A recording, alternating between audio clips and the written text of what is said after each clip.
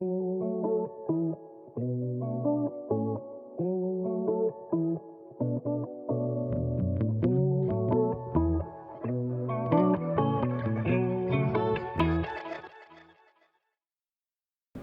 Sam from Sound on Sound magazine here. I'm at the AES convention in New York with Rowie from Reflector Audio. Hey Rowie, how you doing? Pleasure, nice to see you, Sam, today. Likewise. We're standing between the product that you're exhibiting at the show, which is, I almost don't need to ask you what's distinctive about these loudspeakers. It's almost more a case of what's conventional about them. That's a very good way to look at it, because it truly is the case. When you look at it, you say, what the heck is going on here? Yes, this particular model that's on the floor is our Q15 18. The premier model is the Q18 18, and we highly recommend it for the pro studio market because basically it's almost, I don't want to say impossible, but I'd say it's almost impossible to damage the system with what you're doing in the music. And with today's markets, usually in the urban field, it can be quite abusive to the speaker system, what's going on with the amount of decibels of 30 and 40 hertz, and quite often also upper mid-range. So of course anything could happen. Someone could be incredibly transient with some kind of unplugging of a mini jack or something, and maybe it would damage it. But so far I have not seen that, and I've seen it do some ungodly levels. One of my auditions for from Cool and Dre, I literally thought my insides were melting. I had to go outside of the room. I did not know how they could tolerate it, but the system didn't flinch. It didn't suffer from any kind of fatigue or wear because of the experience. So yes, it's a full frequency system. It's a three-way system. It has several groundbreaking techniques and even some patents in the structural design. And it's really good for any genre because it's under DSP control. And our brilliant inventor and designer, Roland, comes to the facility and while we do the installation and tunes it specifically to the facility, and then further tunes it specifically to the client's desire. So if, say, they're from Japan and they really like things a little brighter, that's no problem. Or as I said earlier, if they're in the urban scene and they like a lot of 808 more than most people think is correct, no problem. We'll tune it that way. We do like to try to show people that a flatter curve can result in much better output and translate much better in the field.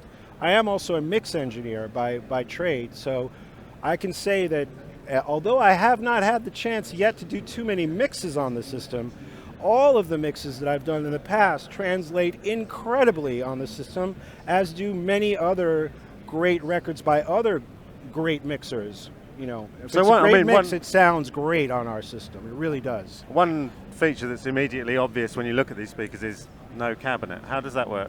Right, well I like to call it a baffle-less system because on the top you can see here we have no baffles. Yet at the bottom we have an open baffle system because it looks like a box but it isn't. In the back it's open. So it's an baffle-less and open baffle system that will leave you baffled by how amazing it sounds. Now, why is it without that, if that would be the question? Well, cabinets are bad news. They cause compression, distortion artifacts, and they are the reason why we struggle as speaker manufacturers for centuries, decades I should say, to get a sound that is natural and is not colored by the box. And often we just give up and use the box to create the color that the person thinks they are enjoying, but they never really knew what it was doing negatively for them to be in the box. So from an engineering perspective, what are the challenges you've had to overcome to remove the box? Well, to be perfectly frank, I am the proceptualist of the company. I'm the evangelist of the company. Our brilliant designer could explain what he went through to come up with that. It's definitely a stroke of genius. And I suggest that perhaps if we incorporate the brilliant designer's translator, who is the co-founder of the company, that he might be able to technically explain to you what they went through in that procedure, because I joined a little later. I joined as a complete fan. I joined when it was a two-way system, and I helped them realize we needed to make it a three-way system. And they went back, and after about 2 years, this is what they've come up with. The Q18 and the Q15 systems with the bottom, the three-way, can handle anything. So a speaker system that's as tall as us is obviously not going to be an impulse buy for anyone. How much do these speakers retail at? Well, our Q18 by 18 includes 16 18s and two 2-inch throat drivers, 10 kilowatts of D-class amps, our installation arriving at your facility along with our brilliant designer Roland to tune it. All of that is $70,000 US. Now, that sounds like a lot of money and it looks like an obtrusively large system, but we think about it, it can really change the way rooms are designed because we no longer have to soffit mount large speaker systems in the wall, and that means the room can be constructed even more isolated and even more tank-like and even more 8-sided to give us the octagon that studios look and cool nicely and no longer have to worry about the speakers in the wall. And further, the speakers are very forgiving in that they do not care if they're in corners, they do not care if they're too close to the wall. We like for it to be about 1.5 feet, 2 feet is optimal, more is wonderful, but it's not problematic for it to be against the wall. As a matter of fact, Just Blaze, whose room is 10 by 4, has the Q18s right up against the wall, and we'll show you guys a picture, and you can actually see the shadow of the speakers on the wall. Has no negative effect whatsoever. Now here on the convention floor, we obviously have no walls restricting us, and yet everyone has generally been saying they are amazed by how incredible it sounds, especially for it to sound incredible in a hall like this, which is not what it's designed for. We do have a live system with 21s on the bottom, but that's a separate subject. Okay, so one more distinctive feature, not only are there no cabinets, but it looks to me as if the speakers are actually pointing backwards. What's that all about? That's absolutely correct. Our mid-range is facing away from us in a dipolar bracket, creating a dipolar mid-range environment. What happens is all the anti-phase, and I want to say that this is my technical explanation as a mix engineer, I am not the designer, but what happens is you have a lot of anti-phase information in the back, and the speakers are actually playing forward when they're backwards, meaning the kick drum makes the speaker go forward towards the cone, towards the magnet. That's forward, and that's where we are. That anti-phase information combined with the positive phase information is why these speakers give a wide dispersion in imaging and give detail that no other speaker gives.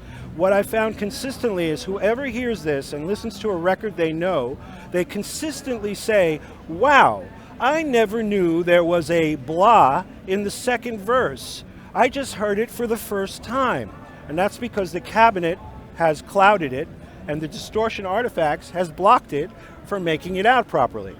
So and that's you why. describe these as dipole speakers, which is quite unusual. So in a sense, that's the speaker equivalent of a figure-8 microphone. Yes, it's very omnidirectional, and basically is how I look at it. As a non-technical mix engineer, I look at it very much like what you just said. Wow, and it's a three-way system, so you've got a horn tweeter, and then you've got your 4 mid-range drivers, and those are arranged in a kind of coaxial array, yes? Correct. It's very similar to the tannoy design in that sense. It's very time-aligned, and because the highs are generating from the middle of the mids, it kind of makes sense. And the other thing is that the base cabinet is not loaded, and so there's no ports per se. It's effectively one giant port, but it's not loaded, so you don't get the directionality problems that you get with speakers that point to one sweet spot. You get everyone in the room enjoying the sweet spot.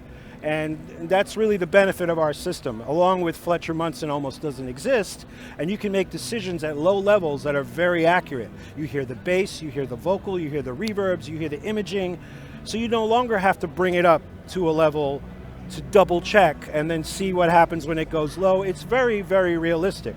Oh, it'd be a bit of a shame to buy one of these and then run it at a low level though, wouldn't it? Well, to be frank, that's why Just Blaze bought it. He has a 2-year-old son running around upstairs and he likes to mix at 2 in the morning, so this is the perfect solution for him. But yeah, it is silly to have such a great thing and not want to take advantage of it. Of course, not to damage our hearing, but it's somewhat like crack. You get used to hearing these speakers and then you really have a problem listening to other speakers because you suddenly realize there's none of that openness, there's none of that imaging that you get from these.